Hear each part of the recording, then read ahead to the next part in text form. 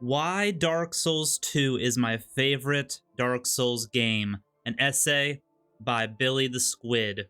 What is going on, Tentacle? My name is Billy the Squid, and with Elden Ring right around the corner, there is not much time for me to get this video out. So before I am completely overtaken by Elden Ring and everything that that game has to offer, I want to talk about my favorite game in the Dark Souls series, and that is Dark Souls 2. And I understand there's already some of you disliking this video and letting me know how wrong I am down in the comments below, but I want to do my best to make the best argument I can for Dark Souls 2 and why I don't believe it deserves all the hate that it gets. It also has me extremely excited that Elden Ring has adopted some of the best systems from Dark Souls 2 and the best innovations that Dark Souls 2 actually made to the series into its gaming formula. And I'm glad that at least somebody in From Software saw the potential in a lot of the concepts that Dark Souls 2 introduced and are bringing them back with Elden Ring.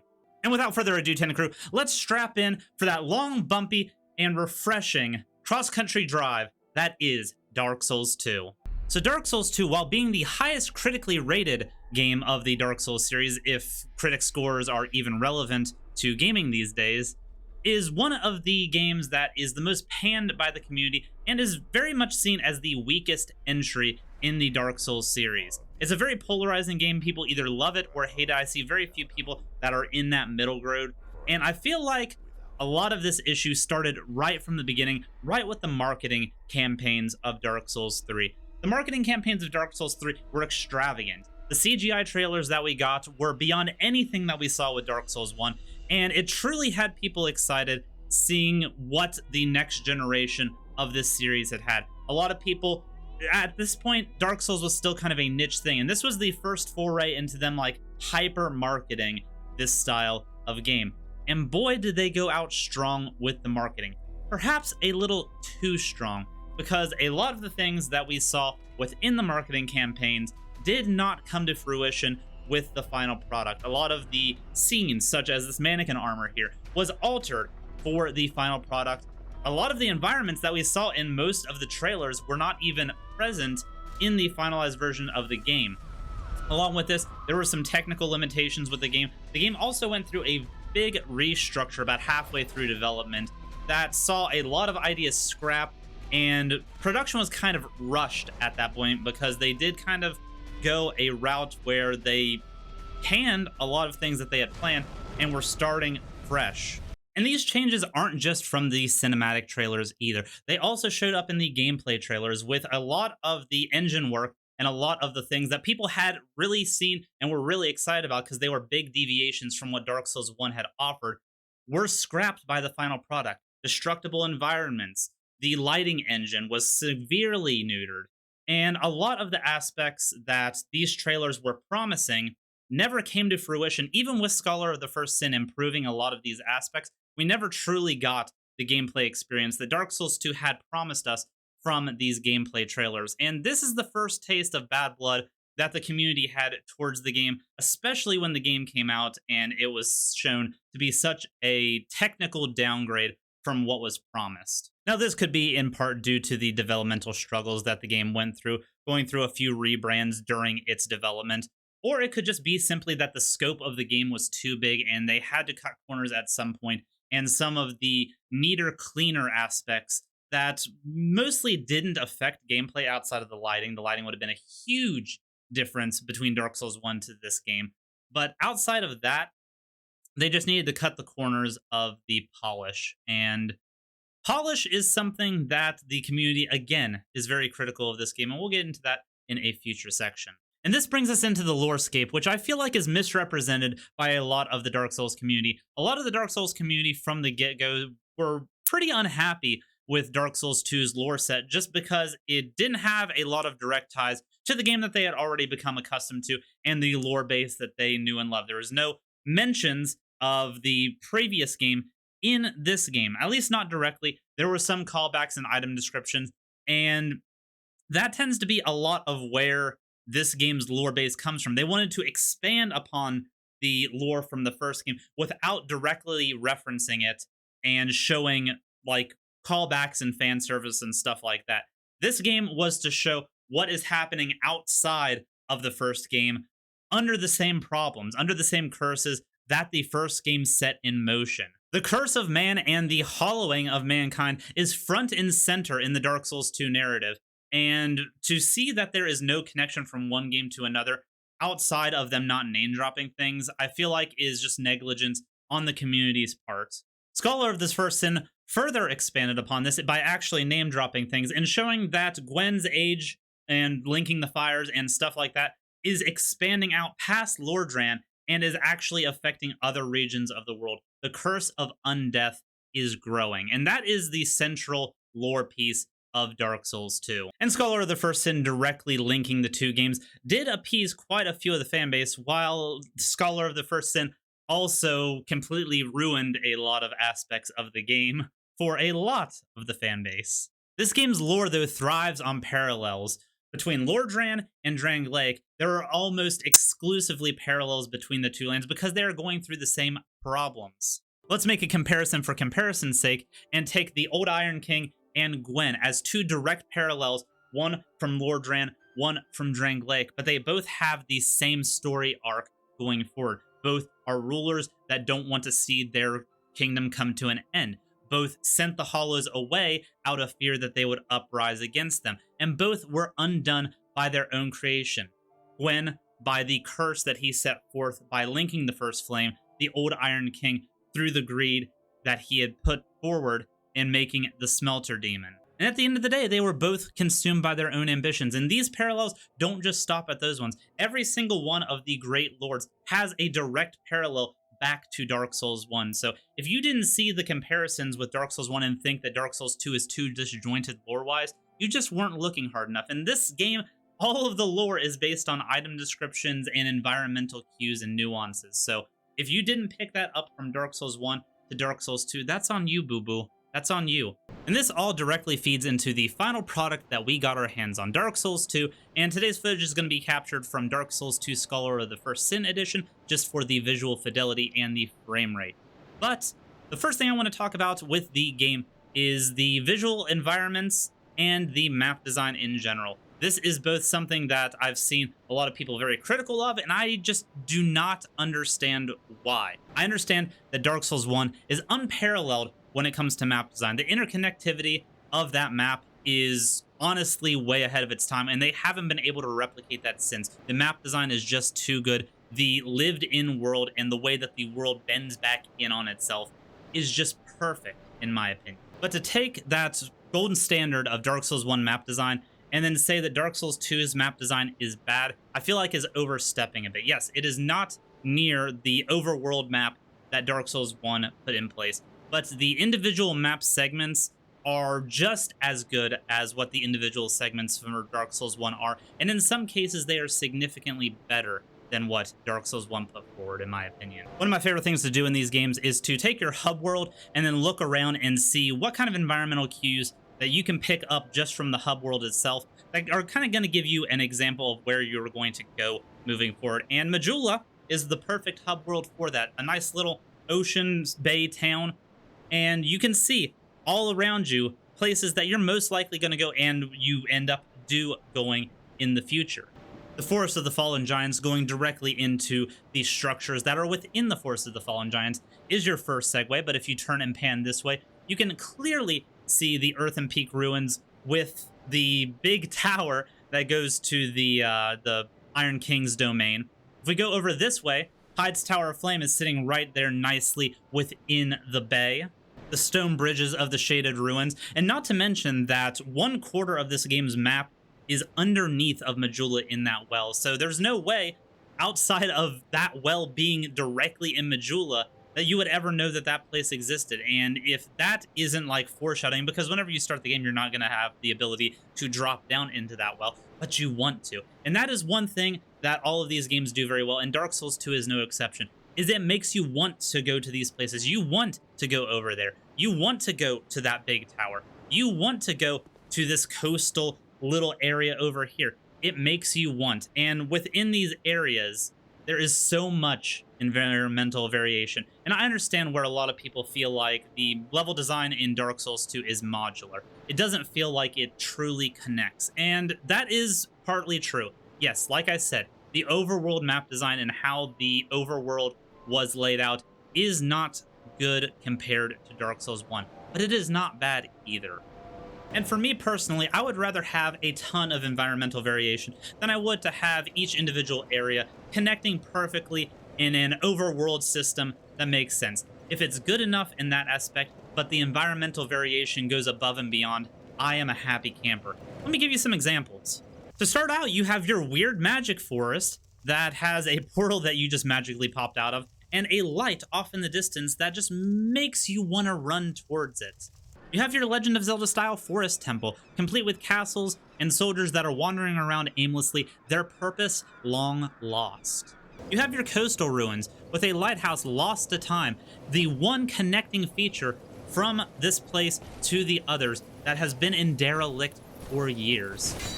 You have your dark port cave complete with pirate ship that the Hyde's Tower of Flame would be bringing ships towards this area for loading and unloading. And through that ship, or a little birdie, you come to a prison where hollows are being gathered up and imprisoned for their own good, but also because of the will of a madman that does not want to see himself usurped. You have another forest, this time with a coliseum where hollows are being gathered up to be executed, very much gladiator style. And the list goes on. And on. And on. Every single area is easily recognizable and has its own aesthetic and appeal. Something that you can see very much from their thumbnails in the teleportation menu.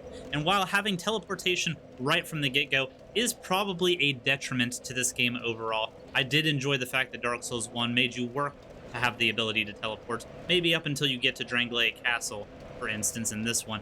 But I feel like it is a necessity just simply given that the fact that the world wasn't as interconnected as what Dark Souls 1 was, and they needed a way for people to easily be able to fast travel to and from the Gulag. Also the fact that one of the areas you can either reach by ship or by flying bird, and while they could have had that flying bird be kind of a intermediary teleport, that would have actually been a really good idea now that I'm thinking about it. Have just random bird nests and have those act as intermediate teleport points until you get the Lord Vessel. Oh, that would have been good. That would have been good. I'm gonna be real with you, Tenant Crew, because I always try to be real with you. I just got back from work. I am tired, so I'm gonna sit for the rest of this video, but I want to play a game with you.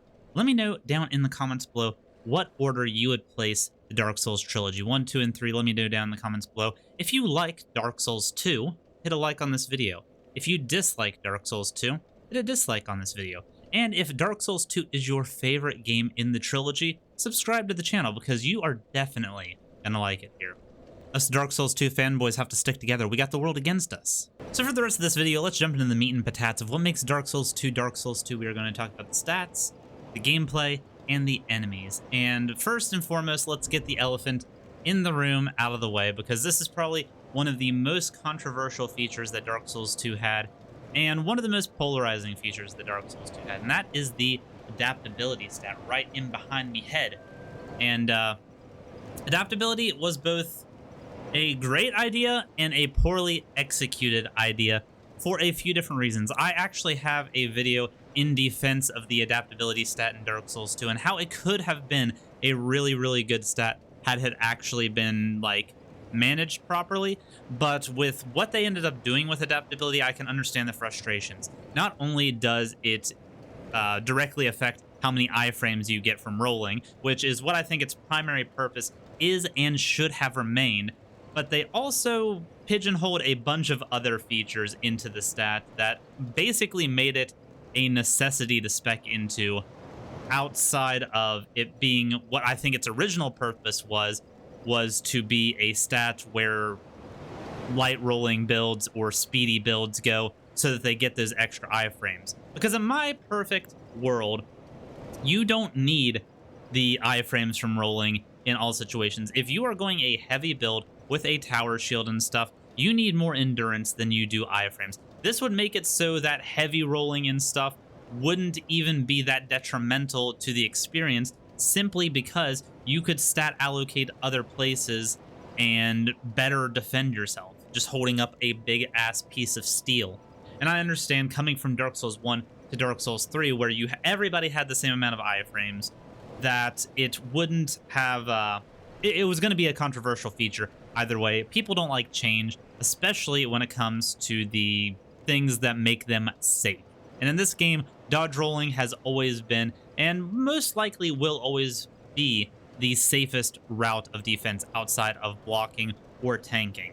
But one hill that I am willing to die on is the fact that I truly, truly believe that as of right now, before Elden Ring comes out, because that's most likely going to blow it out of the water, fingers crossed that it blows it out of the water, but I truly believe that Dark Souls 2 is the best RPG that From Software has made, based purely on RPG aspects, mainly the build variety and how the actual stats allocate and work.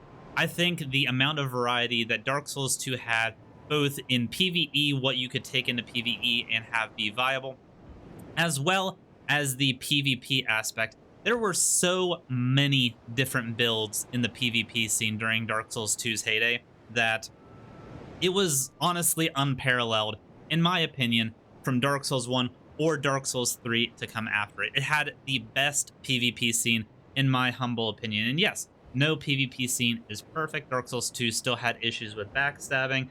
Dark Souls 2 still had issues with some of the shitboxes that some of the weapons had.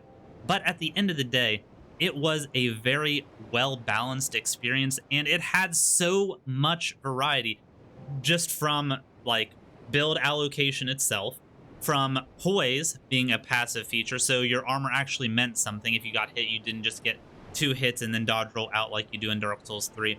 Or in Dark Souls 1, you could just get stun locked into oblivion. Poise actually worked better than in any other game, and I wish that poise in Elden Ring was going to be on a PvE aspect, but I am happy to see that passive poise is returning, at least in the PvP realm.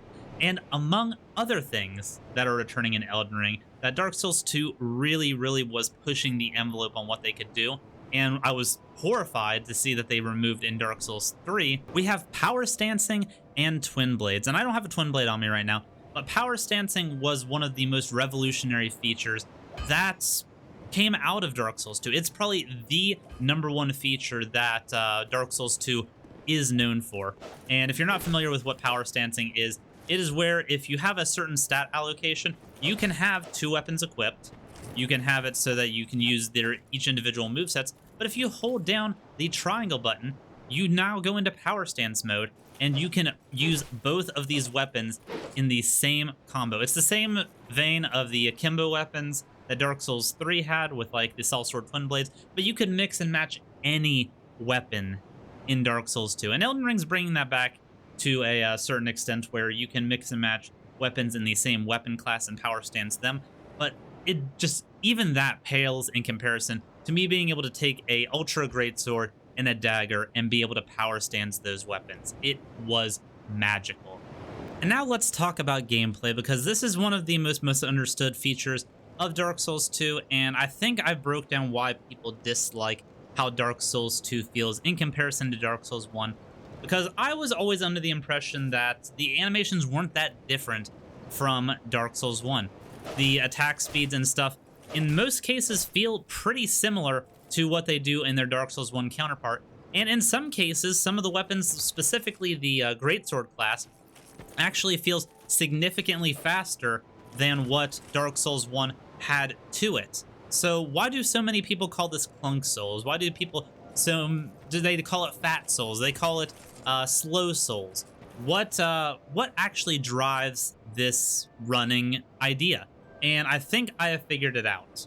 And I actually found a video online that perfectly sums up my ideas on this, and it is the fact that at the end of every animation in Dark Souls 2, there is a cooldown, basically. At the end of every single animation you do, you're locked into a closing animation before you can do the next animation. And so while the primary animation itself is probably on par with Dark Souls 1 or faster than Dark Souls 1, you are still locked into that, like, recovery animation. And this video by RB Frosty, link will be down below, perfectly sums up that sentiment and explains it better than I ever could.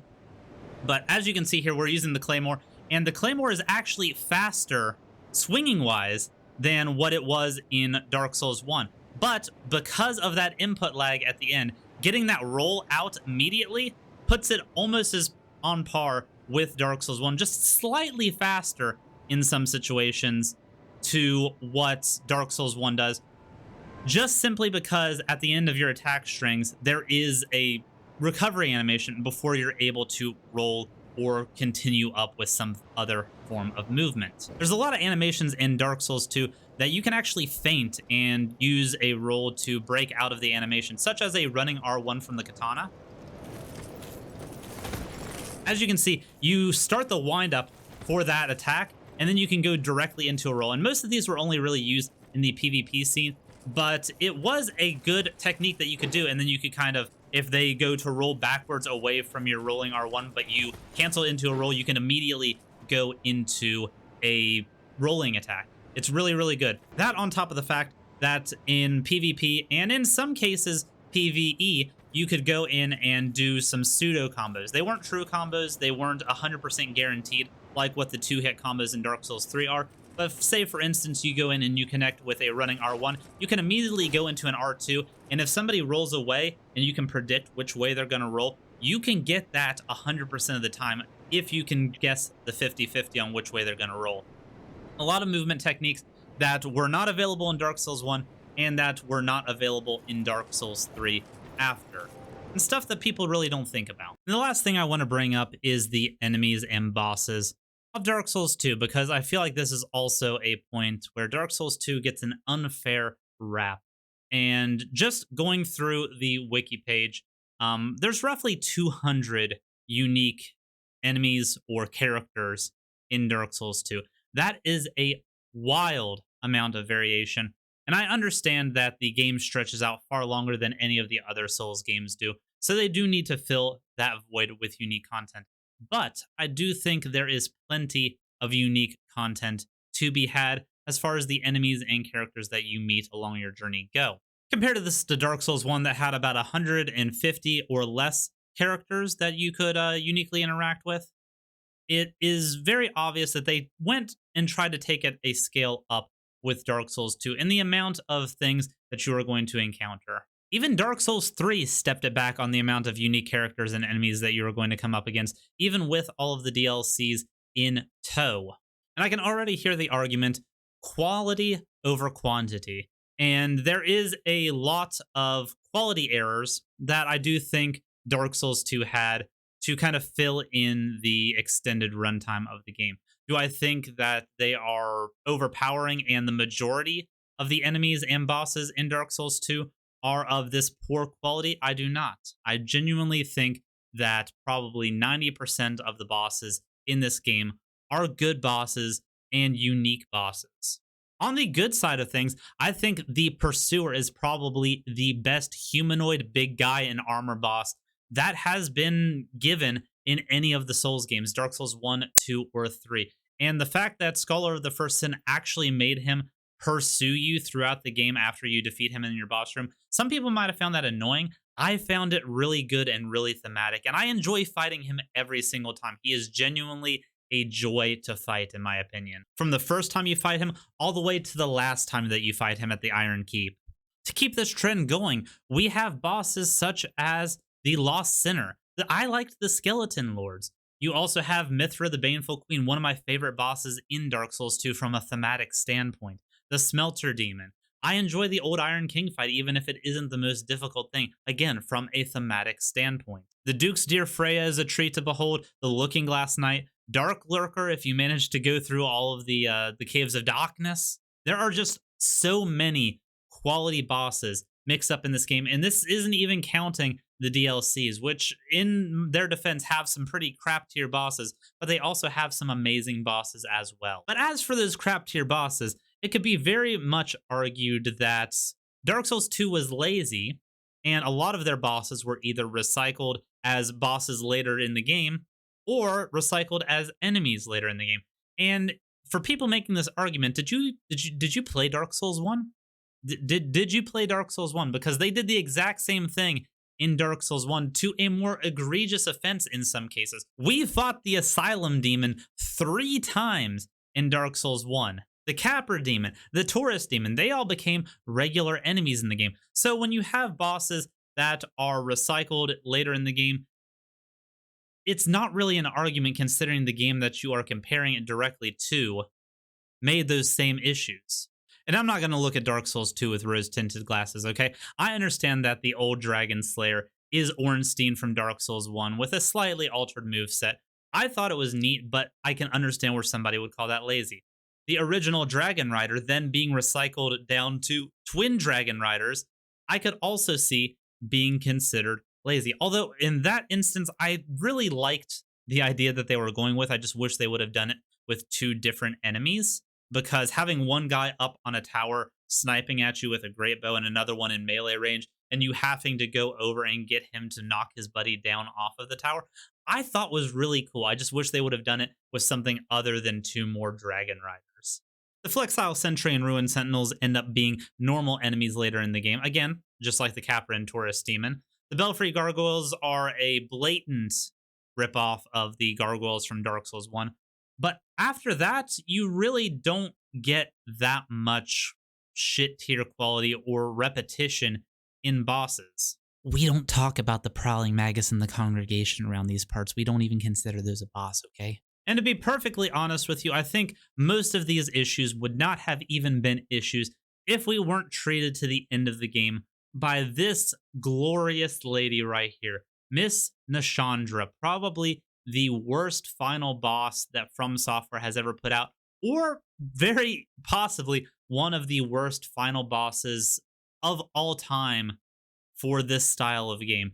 It was just a very underwhelming experience, and capping off a game with a boss like this, I can understand leaving a sour taste in people's mouths and making them think that the boss quality is lower than what it actually was, because whenever you cap something off like that, it makes the whole rest of the dish sour. And Scholar of the Sin did recognize this and tried to cap the game off with a better final boss, and they did succeed. Aldia is a much better example of a final boss in these games, but at that point, you're now rushing three bosses together, and it definitely felt tacked on. But again, props to Scholar of the First Sin for at least trying to alleviate the underwhelming ending of this game. And not to leave a sour taste in your mouth, but like what Dark Souls 2 did to a lot of people, I want to talk about something that Dark Souls 2 did that really showed that they recognize the fan base, they recognize the players that are playing this game, and give them something to go after. I am talking about the Illusionary Ring of the Conqueror and the Illusionary Ring of the Exalted. These rings are only available by completing certain challenge runs, one by going through the game without using a bonfire, the other going through the game without dying. And they're just cool little rings. They make your left and right-handed weapons invisible so that you can still use them, but you just don't know that they're there. It's a neat little thing. It has very little to no impact on the gameplay outside of maybe kind of sneaking around weapons in PvP, but it was cool. It was something that players could actively go after, and there was plenty of people that wanted to do both of these at the same time, myself included. And there's no better feeling in Dark Souls 2 PvE than going through the game without a bonfire and without dying. And due to the life gem system, it made it a lot easier to do that. You didn't have to rely exclusively on Estus flasks. And I feel like unless a healing system like that is in place for future games, these kinds of challenge runs would be very, very difficult to be able to do. That being said, there are some crazy people in the community, and if the option was given, I think they would like it and they would actively seek that out. I would really be interested to see more stuff along these lines. But what do you guys like about Dark Souls 2? Let me know down in the comments below. That is my defense of Dark Souls 2 before Elden Ring comes out. Much love, Tenna Crew. Bye-bye.